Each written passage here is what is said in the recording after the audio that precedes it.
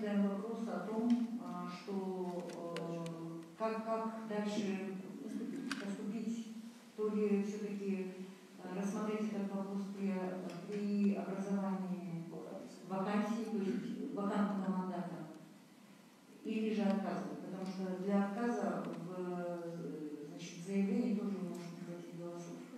Их нет сейчас. Да. При образовании вакансии. Будет законное основание, что вернуться или по передаче мандата, вакантного мандата кандидату Маседову, да? То есть, вот я так понимаю, что вот, уважаемый коллеги, что если образуется вакантный мандат, мы готовы рассмотреть и поддержать заявление. Правда? Ну, то есть, я поняла. То есть вы из-за избирательных прав самого секретаря. И в том числе, да. Нет, потому что если у вас принципиальная позиция, что вообще это нельзя делать, это одна ситуация. А если вы считаете, что если образуется вакантный мандат и... Нет, с правовым обоснованием никому нет здесь, да? У нас не было разногласий, в общем-то, юристы поработали, были консультации судей, проведены в том числе с коллегами, мы смотрели, старались со всех сторон с правовой точки зрения посмотреть. Но здесь действительно возникает вот этот вопрос, да? Отмене регистрации депутата, да?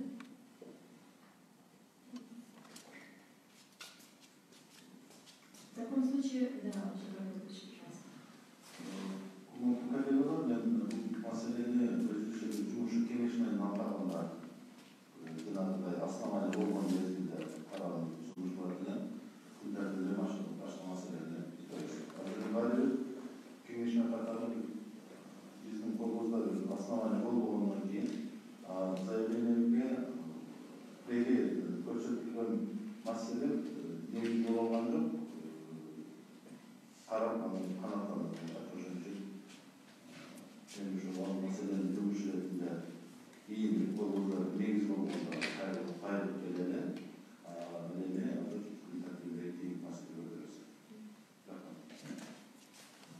Таким образом, по первому вопросу по заявлению Тетева Центральная избирательная комиссия недостаточно голосов для принятия решения об удовлетворении заявления Тетеваева, но в то же время Центральная избирательная комиссия не принимает решение об отказе в удовлетворении заявления и по предложению и по объявлению, я так понимаю, мнению мы оставляем вопрос, да, до образования вакантного мандата. Так получается, да? До получения основания. Да, и здесь вопрос прав депутата, получившего мандат последний, тоже может быть обсуждение такое, да? Хорошо. Şöyle kontrol mesele, ilk mesele ilk mesele 2020 yılda 70 aprelde kurulduğu Talas областının Talas rayonunun Kökoy ayı öğretmeninin başçısı Şayla'dan doğuş birbirinin yıktığı және Şayla'nın natijası olup protokolları değiştireceğini.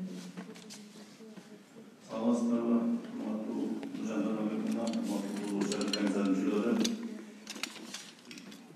2020 жылдын 7 октябрына дайындалган Талас облусунун Талас районунун Көкөй өкмөтүнүн башчысын шайлоо болуп өттү.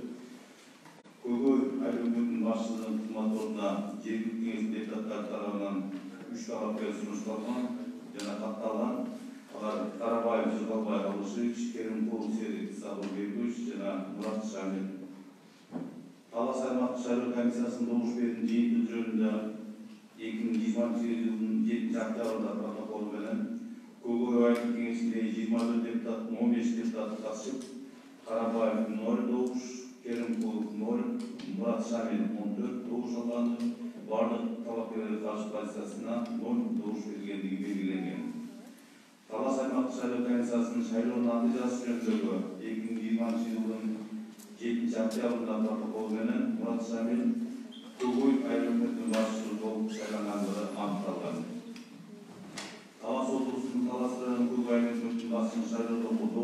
жыйынтыгына жана шайлоо натыйжасына арыздаттануулар келип түшкөн жок. Ал эми шайланган Мурат Шамил Кыргыз Республикасынын жергиликтүү убакытча башкарылган Жөнөкөй Кыргыз Республикасынын мыйзамынын 48 бөлүмүндө талаптарга толук жооп берет. Ошондуктан 2020 жылдын 7 октябрда өткөрүлгөн Талас облусунун Талас районунун Көкай өлкөсүнүн шайлоодогу добуш берүүнүн жыйынтыгы жана шайлоо натыйжасы жөнүндө протоколдор бекитүү боюнча токтомдол болду.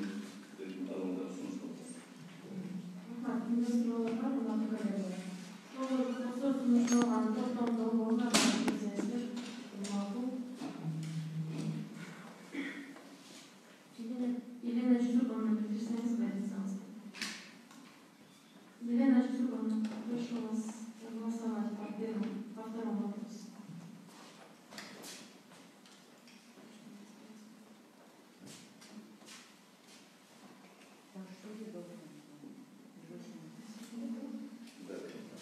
Смотри, конечно, позиция создала протокол санкции, член Державной если сообщество. Инти маселе, Исыкөл обласынын Исыкөл районунун Ананьев айыл өкмөтүнүн башчысын Кайра Шайлоону жана Ош облусунун Ноогат районунун Караташ, Нарын облусунун Кочкор районунун Урматтуу говоритова мультимедиалык агенттигинин көрүүчүлөрү, азыр Борбордук шайлоо комиссиясында саясатчы Өмүрбек Текебаевдин депутаттык мандатын кайтарып алуу үчүн жазган арызын карады. Анда тийиштүү добуштар жетишпей калгандыгына байланыштуу ал маселе ачык бойдон калды дагы. Кийинкиде дагы атай бир жумушчу топтун түзүлүшү менен карай тургандыктарын айтышты. Дагы да кененирээк биз азыр отурум жыйынтыктагандан кийин Борбордук шайлоо комиссиясынын төрайымынан же болбосо төрайымдын орун басарынан дагы ушул маселе боюнча интервью алганга аракет кылабыз. Андыктан бизден алыстабай туруңуздар. Акимдин 2020 жылдын 7 октябрындагы номер 27 буйругу менен Кумдөбө айыл өкмөтүнүн башчысы Асанбаев Кайрамбек Жекшенович өзүнүн берген арыздын негизинде элеген кызматынан бошотулган.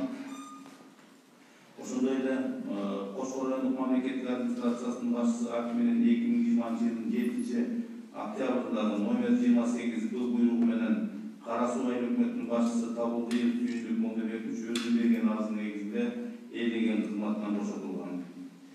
Шуга байланыштуу төмөндөгү токтомдолго сунушталып атат. Биринчи, Ысыкөл облусунун Ысыкөл районунун Ананьев айыл өкмөтүнүн башчысынын жаңы талапкерлерди көрсөтүү менен кайра шайлоо 2020 жылдын 26 октябрына шайлоо дайындоо боюнча токтомдолдору сунушталып атат. Ошондой эле Ош облусунун Ноогат районунун Караташ, Нарын облусунун Кочкор районунун Кумдөбө, Кара Суу айыл өкмөттөрүнүн башчыларынын шайлоо 2020 жылдын 30 октябрына дайындоо боюнча токтомдолго сиздердин карооңуздарга сунушталып атат.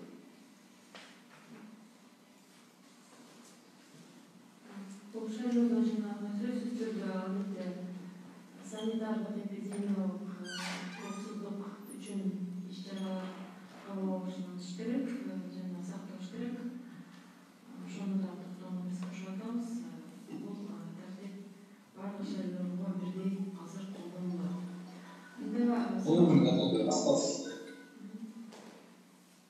Карат Метербекович, по вопросу, спасибо, по второму, да, и по третьему сейчас, я тогда, если вопросов нет, ставлю на голосование, проект постановления, прошу голосовать. Кто за?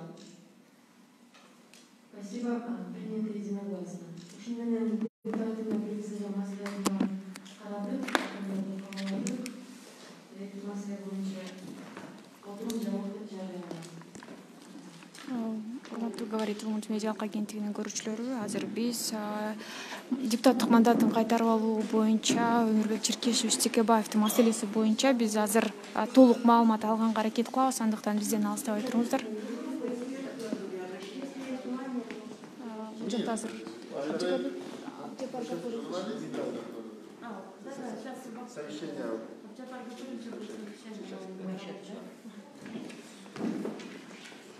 Нуржан Курманбековна, азыр түз эфирде кетип жатат. Бизге Өмүрбек Черкешевичтин маселеси боюнча кыргыз тилинде толугураак кененирээк маалымат берип коесуздарбы? сизден кыскача алсак болобу азыр отурум боюнча өмүрбек Тиркешевич маселеси Мамлекет эле тилде болду окшойт. ошондо да биякта түшүндүрүү иштери жүргүзүү үчүн азыр Кимге түшүндүрүштү? Мага. түзөтүүгө кетип жатат бул жакта көрөрмандар түшүнбөй калышты да. Ушундай эле метелиңиз. Айтсаңыз мынакей бүгүн Өмүрбек Тиркешевичтин маселеси каралды да, анан эмне себептен кийинкиге калтырылды, ошол боюнча кененирээк айтып өтсөңүз. Сунуш кылынган чечим Текебаев Өмүрбек Тиркешевичке мандатты кайтарып берүү боюнча даярдалган чечимдин долбоору коллегалар тарабынан кабыл алынган жок. Биз бул маселени Борбор шайлоо комиссиянын мүчөлөрүнүн жок дегенде 8ден кем эмес мүчөсү менен кабыл алышыбыз керек. Ошон үчүн тиешелүү добуш жеткен жок. Ал эми аны кароону кийин дагы ошол Борбор шайлоо комиссиянын мүчөлөрүнүн толук составында, андан сырткары баягы бир эгерде ваканттык мандатты, бош калган мандатты өткөрүп берүү үчүн бизге бош калган мандат болуш керек да. Ошон үчүн ушундай болгон убакта бизге негиз болот. Ошонун негизинде эгерде бош мандат болсо, ошол мандатты өткөрүп берүү жөнүндө маселе карасак деген ушундай чечимге келдик. Жогорку Кеңештин депутатынын статусу жөнүндө мыйзамга ылайык Өмүрбек Тиркешевич жанагындай өкүм чыкканга чейин депутат боло алабы негизи? Эгерде соттун өкүмдү, айыптоочу өкүмү мыйзамдуу күчүнө кирген мезгилден баштап Борбордук шайлоо комиссиясында негиз болот. Ошол Жогорку Кеңештин депутатынын ыйгарым укуктарын мөөнөтүнөн мурда токтотуу боюнча. Ошонун негизинде Борбор шайлоо комиссиясы тиешелүү чечим кабыл алган.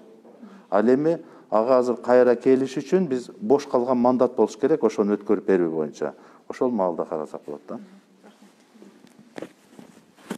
Урматтуу Говорите мультимедиалык агенттигинин көрүүчүлөрү, бүгүн мынакей саясатчы Өмүрбек Текебаевдин мандатын кайтарып алуу тууралуу жазган арызы каралды дагы. Ал жакка жетиштүү добуш жетпей калгандыгына байланыштуу, тактап айтканда Борбордук шайлоо комиссиясынын 8ден кем эмес мүчөсү добуш бериш керек экен. Ал болбой калгандыгына байланыштуу арыз дагы да болсо кийинкиге калтырылды.